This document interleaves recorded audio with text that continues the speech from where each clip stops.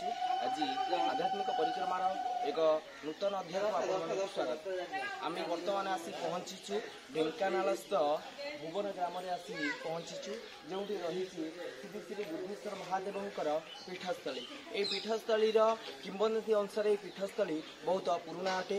ଏହି ଐତିହାସିକ ପୀଠସ୍ଥଳୀର ମହାତ୍ମ୍ୟ କ'ଣ ରହିଛି ଆସନ୍ତୁ ଏ ବିଷୟରେ ସବିଶେଷ ଭାବରେ ଆସନ୍ତୁ ଜାଣିବା। ଆମ ସହିତ ଯୋଡ଼ି ରହିଛନ୍ତି ଏଠାକାର ପୂଜକ ଜଣେ ରହିଛନ୍ତି, ସେ ବିଷୟରେ ଆସନ୍ତୁ ସବିଶେଷ ଭାବରେ ଜାଣିବା।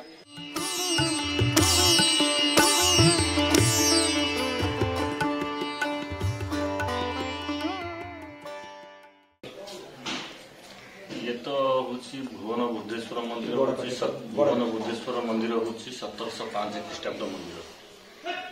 1705 ख्रीष्टाब्द ये ठाकुर आमर मसरे दुईटा पक्ष शुक्ल पक्ष कृष्ण पक्ष मोटा हो शुक्ल पक्ष पतला हो सुधा ठाकुर आमर अच्छी नदी आर पटे दलार बोली गोटे ग्राम दलार ग्राम एक काली गाई आसी लुकायित भाव क्षीर दूला गौड़ दिन देखिकी आमर से शांत को कहला जेमती गाईटे गाई आम काली गाई क्षीर दूसरी तर ऑटोमेटिक चिरु क्षीर सगला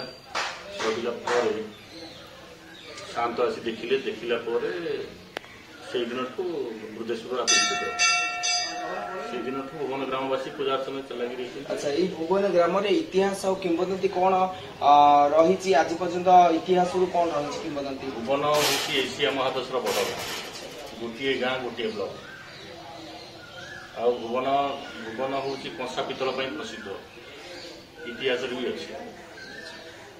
अच्छा, ये पूजार्चना रीतिकांति कौन रही भोर 5टारू आमर सकाल पूजा मंगल आरती तापर 12टा बेलू ठाकुर आउ थे स्नान करी नीति प्रसाद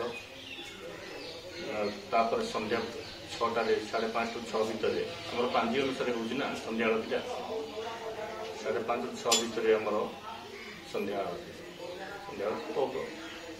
और ये देवादेवी कौन पार्श्व देवादेवी आमर अच्छा माँ पार्वती देवी अच्छा लक्ष्मी नारायण अच्छा पंचानन शनिश्वर महाग्रह अच्छा हनुमान अच्छा गणेश अच्छा पंचमुखी हनुमान अर्धनारीश्वर शिव शयन आ पंचलिंगेश्वर आठ पूजा पाठ केमती कौन रही पर्वपर्वाणी तो भुवन गाँव 12 मास पर्व भुवन गाँव में ठीक पर्व अच्छी तो कहीं मत कहीं जना पड़े अन्य कौटी पर्व